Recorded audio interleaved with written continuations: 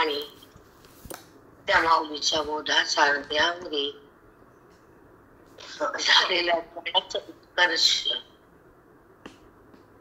म्हणजे सुख, तो आनंद परमानंद जो हृदयात प्रगटतो आणि देहभाव थांबल्या जातो, तेव्हा परमानंद भोगता येतो. ही वेदाची खुणे, आत्मत्वाची जाणे, बोधाचा भाणे,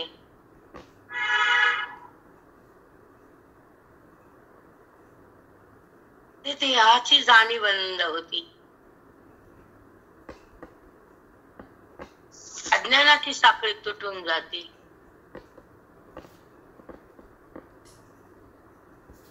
मनाला राम भेटून जातो, आत्मार्थम असतो. त्या मनाला तो भगवंत जेव्हा स्पर्श करतो, ते मन त्या भगवंताशी स्पर्श करतो, भगवंत नाही.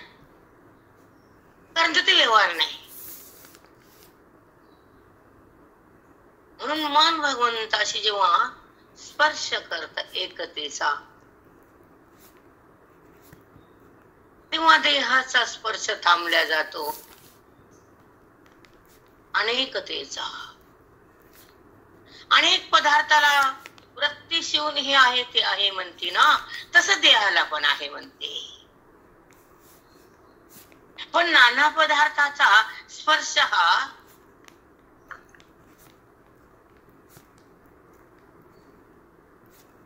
स्पर्श नाही येतो, तो विकार आहे. पण जेव्हा एका परमात्म्यामध्ये ती अंतर्भूत होती, एका परमात्म्याशी संबंधित होती आणि त्याच्याशी तादात्म्य भाव करती आणि तिथं ती रमती आणि एकरूप बनती, तेव्हा अद्वैत स्थिती प्रगट होती. त्याला म्हणतात आत्मारामाची प्रीती, प्रतीती नंतर प्रीती.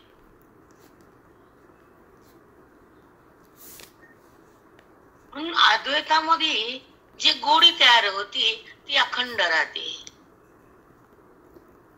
संपत नाही.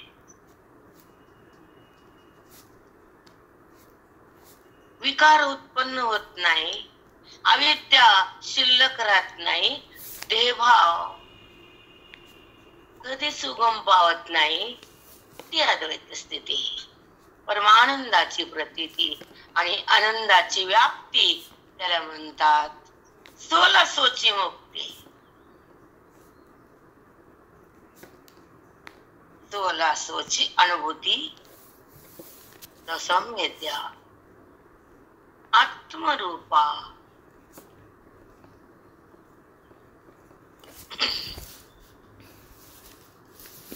माऊलीच्या बोधाचा उत्कर्ष बुद्धीमध्ये जेव्हा स्थगित होतो, थांबतो, साठा तयार होतो ज्ञानाचा, तेव्हा अविद्या मुळासकट उपटून फेकल्या जाते. ती खरी आत्मस्थिती. न वासना, न लोभ, न विकार, न व्यवहार, न आकार, काहीच उत्पन्न होत नाही त्या अंतःकरणात.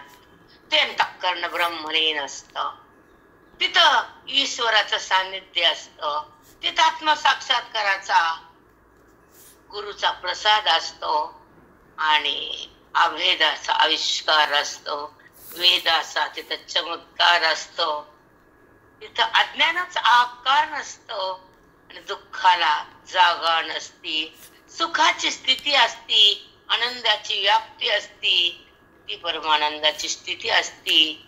कारण तत्वमसी महावाक्याची अनुभूती असती.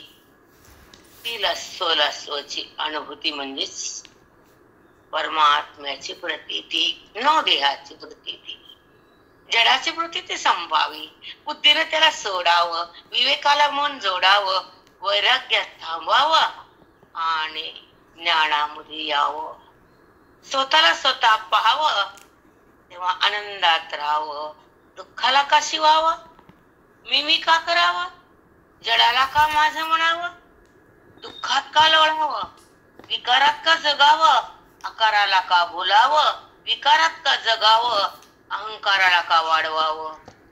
हे सगळं टाकावं, अंतःकरण झाडावं, बोधानं स्वच्छ करावं, मन पवित्र व्हावं आणि परमात्म्याच्या स्पर्शामध्ये आयुष्य भोगावं.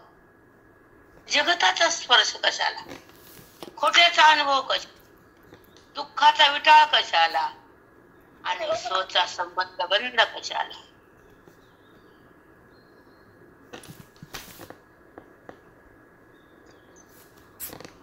तिला झालेला विद्येचा विटाळ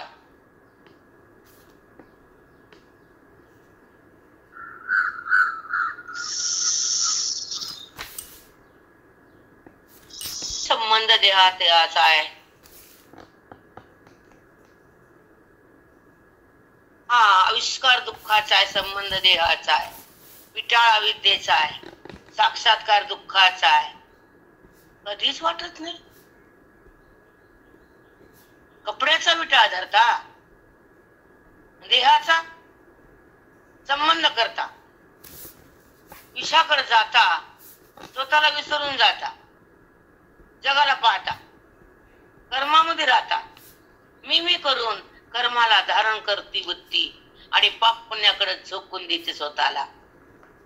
संचिताचा कर्म साठा वाढतो आणि पुन्हा पुन्हा जन्म घ्यावा लागतो. ते कर्म सच्चिदानंद पदाला नेत. शुद्ध कर्म, सात्विक कर्म. हरि ओम तत्सत. कसं कर्म असावं, कर्माचा संबंध करून केलेलं कर्म आकार करत, दुःख देत. तुमच्या जवळ साचत तो साठा कर्माचा. कसलं कर्म कशाला. जप केला की मी केला, दान केलं की मी केलं, ऐकलं की मी ऐकलं, बोलले की मी बोलले, सगळं मीला धरूनच आहे. कोणती पूजा करी मग, मीला सुटलेली पूजा करी. मीला सोडून जेव्हा वृत्ती स्वच्छंद बनती आणि व्यापकात राहती, स्वतःला स्वतः पाहती आणि चिन्मय होती, तीच पूजा भारीला प्राप्त होती. नाहीतर पूजा नाही.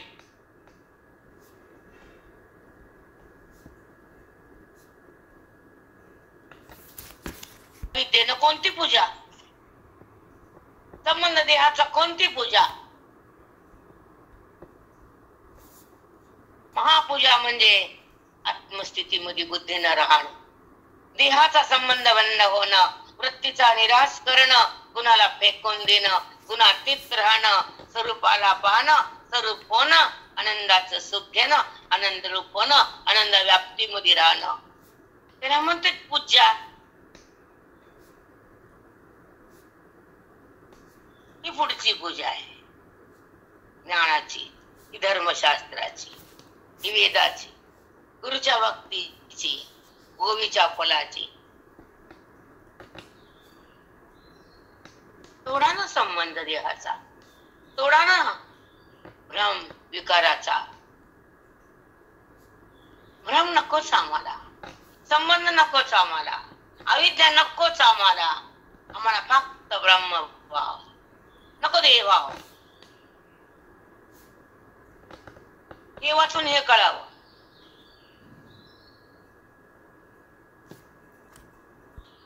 आणि अहंकार इथं गेले घरी आले, चलू दे. देवाला गेले घरी आले आणि हे घर सोडलं का बाई. शेंबडी सांग ना, तीर्थाला जाती ना आयुष्यावर गोकत राहती. 60 वर्ष प्रेरणा आयुष्याचे, 70 वर्ष 80 वर्ष जगते माणूस, आणि 1 व 2 वर्ष धाम करते, तर आयुष्यभर ते घोकीत बसते. आणि 70 वर्ष संसार भोगला ते कुठे गेले. व्हा ना, खोल जा, व्यापक व्हा, आनंदात राहा, आनंदासोबत खेळा, दुःखाला टाळा.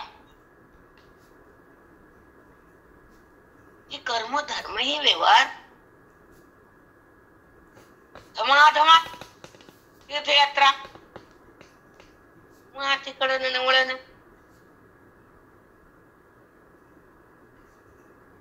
उत्तम सहज अवस्था, उत्तम तो ज्ञानी सहज भगवंतामध्ये राहतो, भगवंताचा संबंध घेतो आणि परमात्म्यामध्ये स्वतःला झोकून देतो, आत्माराम होतो आणि स्वस्थितीला पाहतो आणि आणि सन्मुख भगवंतासोबत राहतो.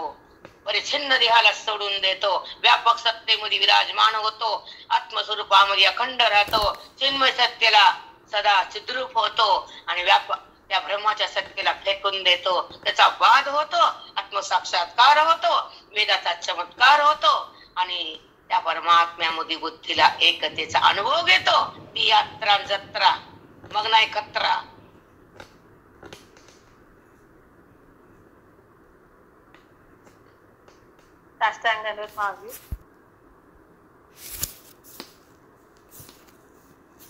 ऋणी ते त्याला अर्थ आहे, नाही तर व्यर्थ आहे. आमचं बोलणं सातक आहे, पण स्वच्छ आहे, निर्मळ आहे आणि सत्य आहे.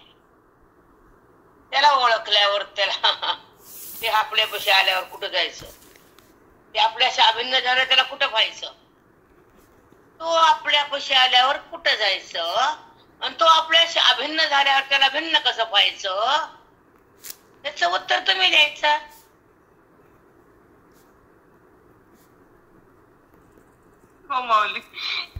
सर्व काळ आहे, नित्य त्याचा मला संबंध आहे, स्वानंद म्हणजे तोच आहे, परमानंद त्याचा गाभा रूप आहे आणि हे मिथ्या आणि दिसून नाहीये आणि त्याचा संबंध मला करायचा नाहीये. झालेला संबंध तोडायचा आहे तो संबंध जोडायचा आहे, वेदाचा मार्ग धरायचा आहे, परमपदावर राहायचं, मला मुक्त व्हायचं आणि आत्मस्वरूपात त्या आनंदाला स्वीकारायचं आणि दुःखाला सोडून व्याप्त बनायचं, व्यापक बनायचं, चिन्मय सत्तेत जायचं, मरणमय नाही व्हायचं.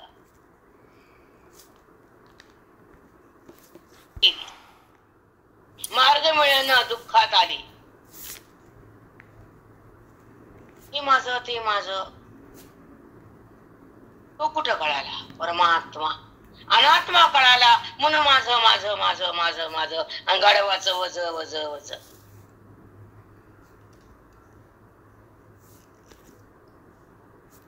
वाटत ना आपण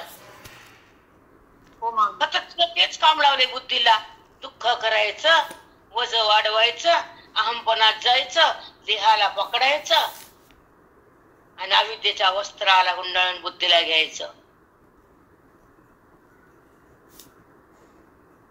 हा वस्त्र गुंडाळायचं अविद्येचं बुद्धीला नाही. हा विद्या भस्म करण्यासाठी हा जन्म आहे, वेदाकडे जाण्यासाठी हा देह आहे आणि आत्मस्थिती भोगण्यासाठी हे हृदय आहे. वृत्तीचा बात करण्यासाठी वेद आहे आणि स्वचा अनुभव होण्यासाठी गुरु आहेत.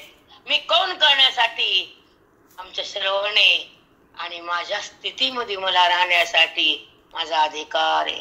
मी कोण हे अनुभवती बुद्धी तेव्हा ज्ञानात येते ती सर्व सिद्धी.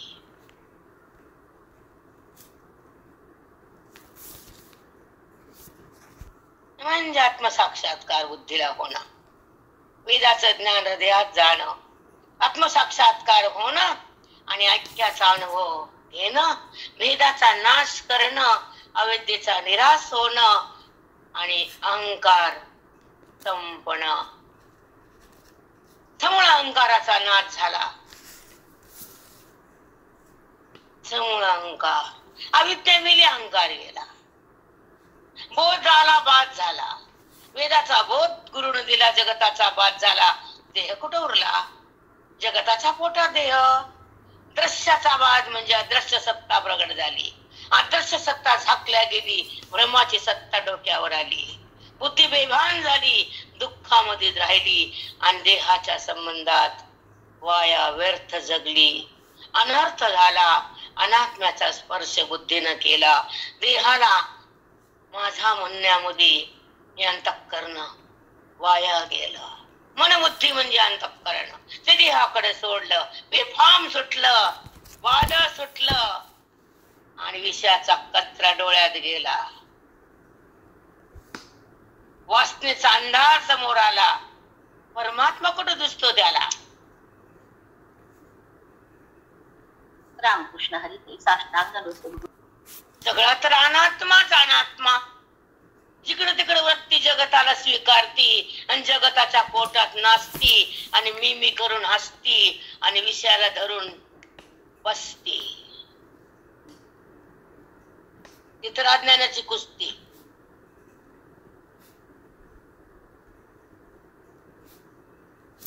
सत्संग परमार्थ म्हणजे आपली ओळख आणि परमार्थ म्हणजे आनंदाचा आविष्कार. परमार्थ म्हणजे भेदाचा काय निराश. भेद टाकणं म्हणजे अभेद. देहभाव संपणं म्हणजे आत्मभाव प्रगटणं. आत्मभाव जेव्हा प्रगटतो देहभाव संपतो. वृत्तीचा बाध होतो. आत्मसाक्षात्कार होतो. चिन्मयतेचा अनुभव होतो. त्याला म्हणते सर्वा घटी राम देहादिही एक. सूर्यप्रकाशक शस्त्र रश्मी.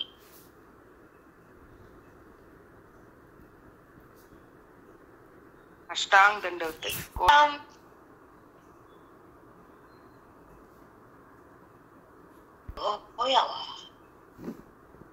या घटात पण राम, बाहेरच्या घटात पण राम, कणात पण राम, मनात पण राम, अनंत पण राम, रेणूत पण राम. तोच आत्माराम, तोच व्यापकतेचा आराम, तोच श्रीराम.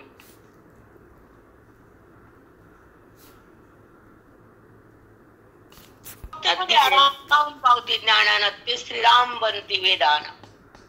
स्वतःला पावती ज्ञानानं मुक्त होती बोधानं आणि व्यापकाकडे जाते वेदानं. स्वतःला पाहती गुरुच्या ज्ञानानं मुक्त होती महावाक्यानं आणि वात राहती त्या माऊलीच्या ओवीनं. स्वतःला पाहती गुरुच्या कृपेनं जीवन मुक्त होती श्रवणाच्या भक्तीनं आणि व्यापकतेत जाती चार वेदाच्या शक्तीनं.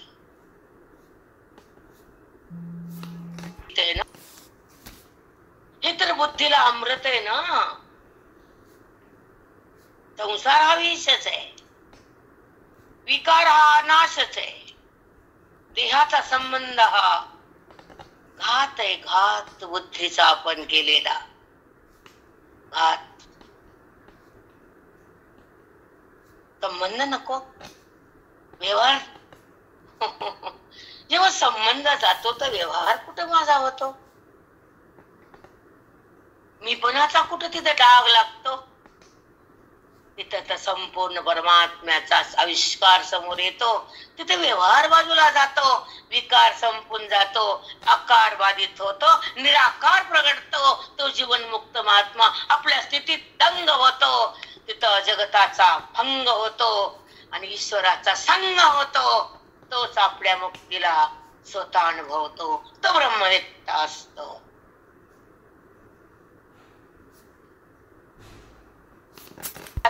वासनेला संपवायचे, भस्म करायचे बुद्धीच्या अग्नीनं, वेदाच्या ज्ञानानं, गुरुच्या कृपेनं वासनेला जाळायचे. बोधाला मधी स्वीकारायचे. आवरणाला टाकायचे. अज्ञानाला सोडायचे. देहभावाला काढायचे. परमानंदाला मन जोडायचे. मी कोण हे मला कळून घ्यायचे. तेव्हा माझं भाग्य उजळायचे. किती संबंध ह्या घरादाराचा, संपत्ती संततीचा. का मोह अनिवार्य होतो. का मायेचा पडदा सोबत येतो. का भेदामध्ये सतत प्रवास बुद्धीचा होतो. का जडाचा उत्कर्ष होतो. का भगवंतापासून जीवात्मा दूर का जातो. तो दोघाचा संबंध आहे. दोघाची एकता आहे. मी ब्रह्मच आहे हे वेदानं सांगितलंच आहे. मी देह नाहीच आहे पण मन स्वीकारत नाहीच आहे.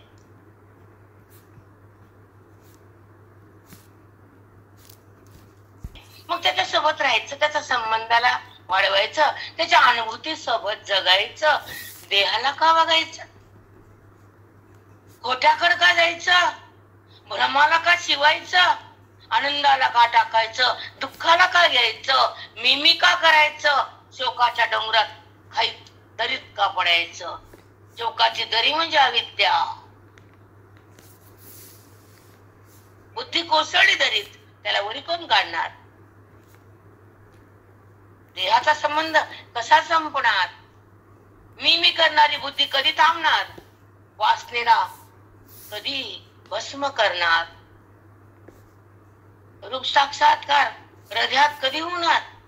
मी माझ्या आत्मत्वामध्ये कधी राहणार? ऐक्याचा अनुभव कसा घेणार? स्वानंद पदावर कधी जाणार? मी माझ्या रूपाला कधी पाहणार?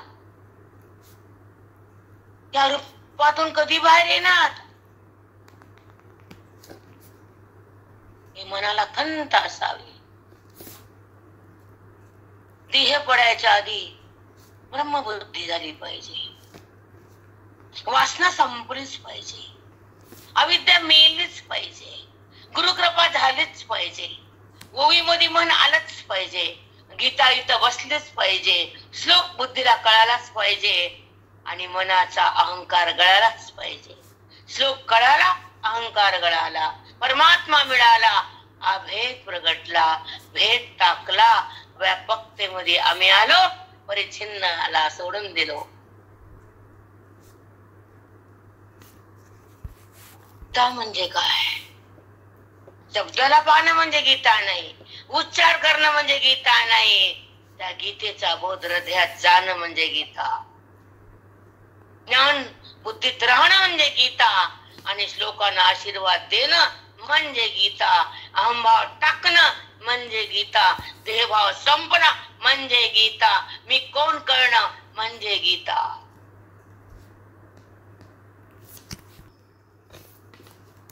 बोधाचा संबंध मनानं घेता तिचं नाव गीता. देहाचा संबंध नको त्या मनाला, तेव्हा गीता परद्रूप झाली. ओवी हृदयात आली, मनाला मुक्ती दिली, स्वानंद पदावर ती वृत्ती आली आणि स्वतःची ओळख स्वतःनं करून घेतली. त्याचं नाव गीता.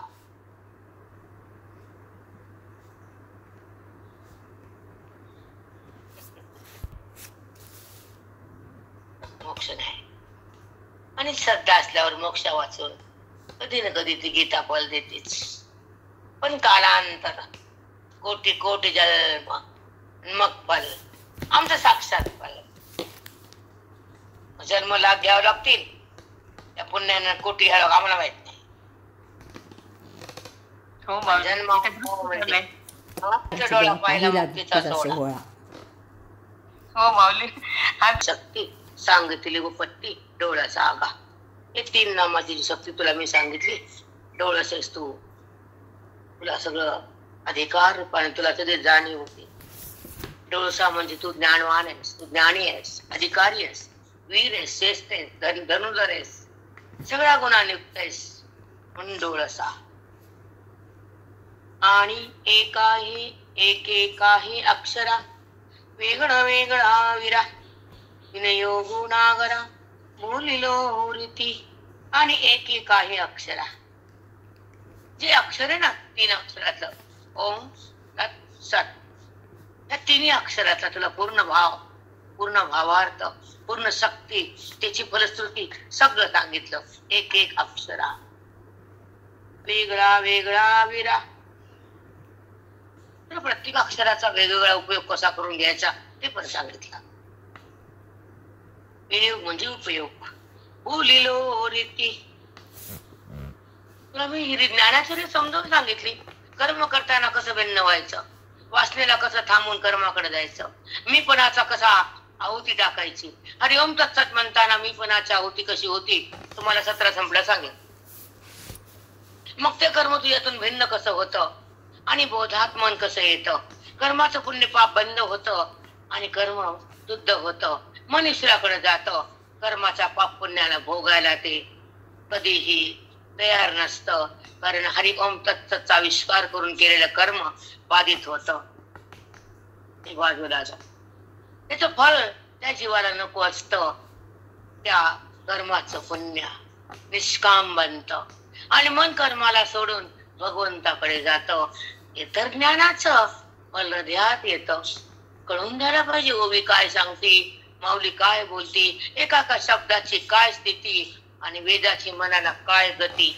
हे जेव्हा कळतं तर मन भगवंताकडे वळतं. आई समज मी, कारण त्या मनाला देहाचा संबंध नको असतो. जळाचा विस्कार टाकायचा असतो, बोधाचा चमत्कार भोगायचा असतो, वेदाचा रस घ्यायचा असतो आणि निरस बनायचा असतं, तेव्हा आत्मसाक्षात्कार होत असतो. निरस होत मन. कुठला रस राहत नाही संसाराचा, संबंध उरत नाही देहाचा, अविद्या राहत नाही त्या आणि आदिकालाची. धुतल्या जाती, संपल्या जाती, तिचा नाश होतो, आत्मप्रकाश येतो, हरिओम सत्सतचा विनियोग होतो आणि कर्मातून मन बाहेर येतं आणि स्वरूपाला जाणू लागतं आणि तात्काळ स्वरूपमय होतं. त्याला म्हणतात आत्मसाक्षात्कार. राम सुखासाठी आणि गुरु आयुष्याच्या आदर्शासाठी. त्यांचाच आदर्श, त्यांचं जीवन आपण घेऊन जगतो ना, त्याला बघून जगतो. माझे गुरु असे, मी पण तशीच होणार. माझ्या गुरुचं जीवन घडतं, त्यांना संपवलं, मी पण संपवणार. त्यानं कधी त्या तक्रार केली नाही प्रारब्धाची, मी पण नाही करणार. पोळी केली अज्ञानाची, मी पण करणार. झोळी घेतली मोक्षाची, मी पण घेणार. हो माऊली, खरंच गुरु आदर्शच असतात. सुख भोगता येत नाही, त्यांचा आदर्श सुटला तर काहीच राहत नाही. आणि ते जर भेटले तर अविद्या डोक्यावर येत नाही, ती काहीच करत नाही. मग ती शुद्ध होती आणि ती भगवंताकडे आपल्याला नेती. तुका म्हणे माया होय दासी लागी पाया. सरक काही सरक वाजली दाती वाजला. म्हणे माया होय दासी लागी पाया. मग तीच अविद्या माया शुद्ध बनती आणि बुद्धीला आत घेऊन जाती. ती शक्ती ती आदिशक्ती अष्टमहासिद्ध तुम्हाला काल दाखवल्या मी. हो माऊली, हो. गळावेला विनियोगी नागरा बोलिलो रीती. ओम तत्सत, ह्या तिन्ही शब्दाचा, प्रत्येक शब्दाचा विनियोग तुला मी सांगितला आणि त्याचा वापर कर आणि त्या कर्माला चित्तातून बाहेर कर. कर्माच्या फलाला बंद कर. त्या कर्माच्या फळाची स्थिती, अपेक्षा, ते सुद्धा बंद कर चित्तातून. जेव्हा हरिओम तत्सत तुझ्या कृपेनं तू करून घेतलंस, मी नाही केला. कारण मी कर्माचा पाहताय, जाणताय, कर्म करता नाही. पाहणारा साक्षी असतो आणि करणारा जीवात्मा करता विकार असतो. विकाराच्या सत्तेने केलेला व्यवहार, वृत्तीच्या संबंधानं झालेला व्यवहार हा सकारात्मक आणि त्या ठिकाणी अहंभाव उत्पन्न झालेला असतो. म्हणून ते कर्म हरिओम तत्सत्विन असतं.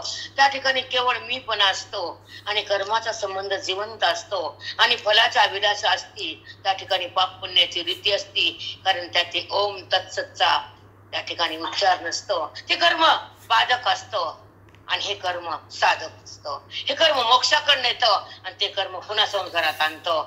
दोन प्रकारचे दोन कर्म.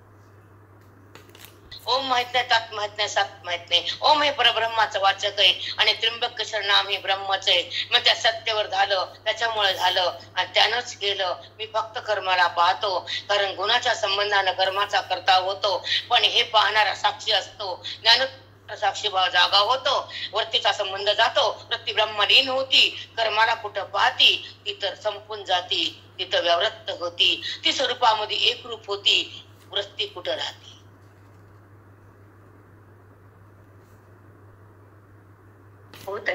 अर्जुना, कृष्ण म्हणतात, अर्जुना तुला मी हरिओम तत्सतचा विनियोग सांगितला, तू वापर केला. आता युद्धाला आरंभ झाला, महाभारत सुरू झालं.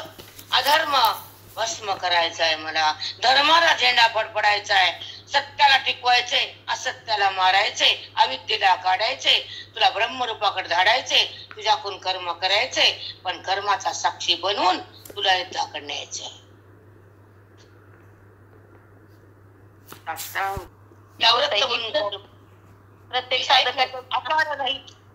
विकाररहित कर्म, वृत्तीला सोडून दिलेलं ते कर्म अकर्म, वृत्तीला धरून गेलेलं कर्म बाधक, बाधक नाही. हे बोधाविना होत नाही, वेदाविना कळत नाही, अंतःकरणाच्या अधिकाराविना हे कर्म बनत नाही.